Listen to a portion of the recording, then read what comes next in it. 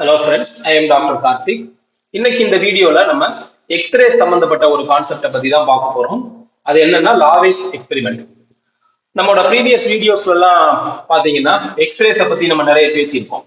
அதாவது X ray production by Coolidge tube method, அதே மாதிரி பாத்தீங்கன்னா அப்சார்ப்ஷன் ஆஃப் எக்ஸ்ரேஸை பத்தி எல்லாம் வந்து நம்ம டிஸ்கஸ் பண்ணியிருக்கோம். அந்த வீடியோஸ் எல்லாம் நம்மளோட சேனல்ல பிளேலிஸ்ட்ல வந்து இருக்குது. ஸோ இப்போ நீங்க இந்த வீடியோ பார்த்துட்டு இருக்கீங்க இல்லையா, இந்த வீடியோ இருக்கக்கூடிய அதே பிளேலிஸ்ட்ல தான் எக்ஸ்ரேஸை பத்தி நான் ப்ரீவியஸா போஸ்ட் பண்ண வீடியோஸும் இருக்குது. அந்த வீடியோஸ் யாராவது பார்க்கணும்னு நினைச்சீங்கன்னா அந்த பிளேலிஸ்ட்குள்ள போய் நீங்க வீடியோஸ் பார்க்கலாம். இப்போ இங்க நம்ம பார்க்க போறது லாவே எக்ஸ்பெரிமெண்ட். இந்த லாவே அப்படிங்கிற சயின்டிஸ்ட் வந்து என்ன பண்றாரு அப்படின்னு பாத்தீங்கன்னா, ஒரு டியூப், தட் இஸ் கூலிஜ் டியூப்னே கூட வந்து நம்ம வச்சுக்கலாம். அந்த டியூப் வந்து இந்த மாதிரி இருக்கு, சரியா? ஸோ கூலிஜ் டியூப் இந்த மாதிரி இருக்கு. ஸோ இந்த கூலிஜ் டியூப்ல நடுவுல வந்து உங்களுக்கு எக்ஸ்ரேஸ் வந்து இங்க ப்ரொடியூஸ் ஆகுது. எக்ஸ்ரேஸ் வந்து இந்த இடத்துல ப்ரொடியூஸ் ஆகுது. இந்த எக்ஸ்ரேஸை வந்து ரெண்டு ஸ்லிட் வழியா அவர் வந்து அனுப்புறாரு. ஸோ பாத்தீங்கன்னா இங்க ஒரு ஸ்லிட் இருக்கு S1, ஸோ இங்க ஒரு ஸ்லிட் இருக்கு S2. ஸோ இந்த ரெண்டு ஸ்லிட் வழியா அவர் வந்து என்ன பண்றாரு அப்படின்னா அனுப்புறாரு இந்த எக்ஸ்ரேஸை. அனுப்பும்போது பாத்தீங்கன்னா இந்த எக்ஸ்ரேஸ் வந்து இப்படி போகுது. போயிட்டு இங்க வந்து என்ன இருக்கு அப்படின்னா ஒரு கிறிஸ்டல் வந்து வச்சிருக்காரு, ஒரு கிறிஸ்டல். ஸோ இந்த கிறிஸ்டல்ல பட்டு பாத்தீங்கன்னா அப்படியே வந்து இங்க வெளியே வருது. கிறிஸ்டல்ல பட்டு அதுக்கப்புறம் வெளியே வருது. வரக்கூடிய அந்த எக்ஸ்ரேஸை என்ன பண்றாரு அப்படின்னு கேட்டீங்கன்னா ஒரு போட்டோகிராஃபிக் பிளேட், ஒரு போட்டோகிராஃபிக் பிளேட். ஸோ இது வந்து என்னன்னா போட்டோகிராஃபிக் பிளேட். ஸோ இந்த போட்டோகிராஃபிக் பிளேட்ல என்ன பண்ண வைக்கிறாருன்னா எக்ஸ்ரேஸ் வந்து ஸ்லிட் வழியா பாஸ் பண்ணி அதுக்கப்புறம் கிறிஸ்டல்ல படம் வச்சுட்டு அந்த போட்டோகிராஃபிக் பிளேட்ல அதுக்கப்புறம் இந்த இடத்துல வந்து வைக்கிறாரு. கிறிஸ்டலை தாண்டி இருக்கக்கூடிய அந்த ஏரியால அந்த போட்டோகிராஃபிக் பிளேட்டை வைக்கிறாரு. ஸோ வைக்கும்போது என்ன நடக்குது அப்படிங்கிறத தான் வந்து அவர் அப்சர்வ் பண்றாரு. ஸோ இது வந்து இப்போ என்ன நடந்திருக்குங்கிறத சுருக்கமா பார்க்கலாம். இது வந்து சோர்ஸ் ஆஃப் எக்ஸ்ரேஸ். இங்க இருந்து எக்ஸ்ரேஸ் ப்ரொடியூஸ் பண்றாரு. ரெண்டு ஸ்லிட் வழியா அந்த எக்ஸ்ரேஸை அனுப்பி அதுக்கப்புறம் அந்த கிறிஸ்டல் மேல படம் வைக்கிறாரு. கிறிஸ்டல்ல பட்டு அந்த எக்ஸ்ரேஸ் வெளியே வரும் இல்லையா, அதை வந்து ஒரு போட்டோகிராஃபிக் பிளேட்ல அதுக்கப்புறம் வந்து படம் வைக்கிறாரு. போட்டோகிராஃபிக் பிளேட்ல பட்டதுக்கு அப்புறமா அந்த போட்டோகிராஃபிக் பிளேட்டை அதுக்கப்புறம் வந்து டெவலப் பண்றாரு. இது வந்து எப்படின்னா பொதுவா இப்போ வந்து நம்ம நிறைய டிஜிட்டல் கேமராஸ் தான் வந்து யூஸ் பண்ணிட்டு இருக்கோம். கேமராஸ்ல வந்து நமக்கு பிலிம் ரோல் அப்படிங்கிற ஒரு கான்செப்டே இன்னைக்கு இருக்கக்கூடிய நிறைய பேருக்கு தெரியாது. நார்மலா வந்து நம்ம போட்டோ எடுக்கிறோம், அதை வந்து நம்ம மெமரி கார்டுல வந்து ஸ்டோர் பண்றோம், இல்லைன்னா வந்து கிளவுட் ஸ்டோரேஜ்ல ஸ்டோர் பண்ணி அப்படியே வந்து அதை பிரிண்ட் எடுத்துடுறோம். ரொம்பவே வந்து எளிமையா வந்து நம்ம பண்ணிட்டு இருக்கோம்.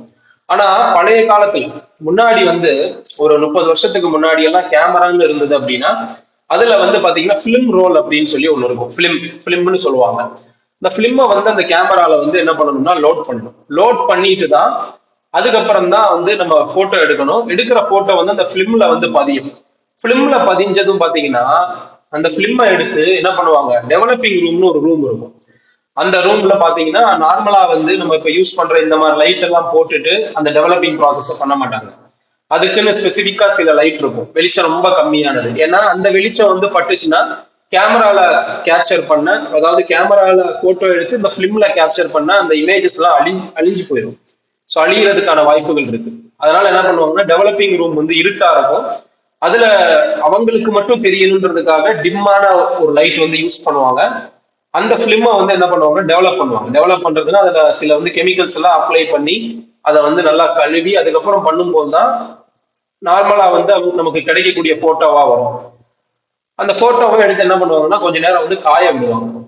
காய விட்டுட்டு அதுக்கப்புறம் தான் அந்த போட்டோவை வந்து நார்மல் வெளிச்சத்துக்கு வந்து கொண்டு வர முடியும். அதுக்கு முன்னாடி கொண்டு வந்தோம் அப்படின்னா பிலிம்ல கேப்சர் ஆகிருக்கக்கூடிய அந்த இமேஜஸ் எல்லாம் நார்மல் வெளிச்சத்துல பட்டுதுன்னா அழிஞ்சு போறதுக்கான வாய்ப்புகளும் வந்து இருக்குது. ஸோ இதுதான் வந்து முன்னாடி பழைய காலத்துல கேமரால போட்டோ எடுத்த ப்ராசஸ்.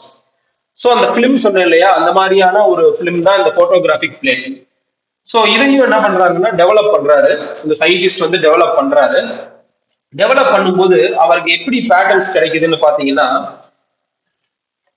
சென்ட்ரல் ஸ்பாட்டு, அதுக்கப்புறம் வந்து இந்த மாதிரி கான்சென்ட்ரிக் சர்க்கிள்ஸ். ஸோ இந்த மாதிரி வந்து பேட்டர்னை வந்து அவர் என்ன பண்றாரு, அந்த போட்டோகிராஃபிக் பிளேட்டை டெவலப் பண்ணதுக்கு அப்புறம் பாக்குறாரு. சரிங்களா? ஸோ இதுல இந்த சென்ட்ரல் ஸ்பாட் எதனால வந்தது அப்படின்னா, கிறிஸ்டலுக்குள்ள அந்த எக்ஸ்ரேஸ் போகும்போது எந்த விதமான டீவியேஷனும் இல்லாம, ரிஃப்ளெக்ஷனும் இல்லாம நேரா கிறிஸ்டலுக்குள்ள போய் அப்படியே வெளியே வந்தது.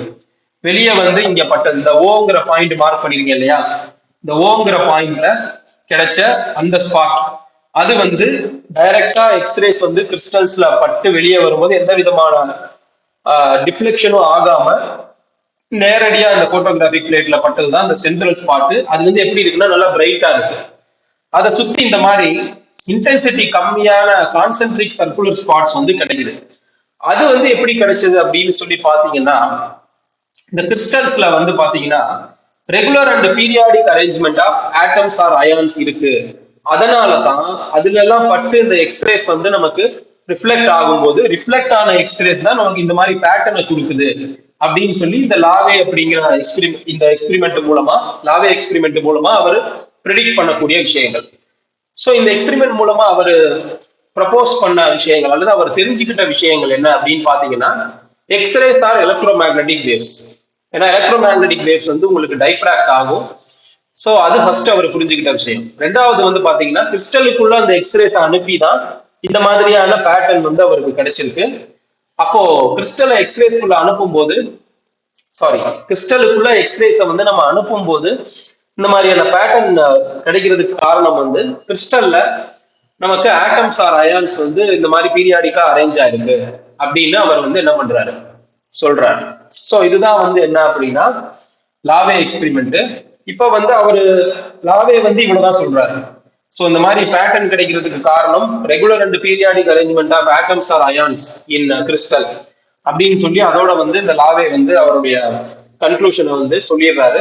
அதுக்கப்புறம் பிராக் அப்படிங்கிற சயின்டிஸ்ட், பிராக் அப்படிங்கிற ஒரு சயின்டிஸ்ட் வந்து என்ன பண்றாரு அப்படின்னா, அவர் தான் வந்து இந்த மாதிரி regular and periodic arrangement of atoms or ions கிறிஸ்டல்ல இருக்கு அப்படின்னா அது அப்படி அரேஞ்ச் ஆகுற அந்த பாயிண்ட்ஸ், அந்த பாயிண்ட்ஸ் என்ன சொல்லுவாங்க அப்படின்னா லாட்டிஸ்னு சொல்லுவாங்க அப்படின்னு சொல்லி என்ன பண்றாரு இந்த பிராக் அப்படிங்கிற சயின்டிஸ்ட் வந்து சொல்றாரு. அதாவது லாட்டிஸ் அப்படின்னா periodical regular arrangement of points in space.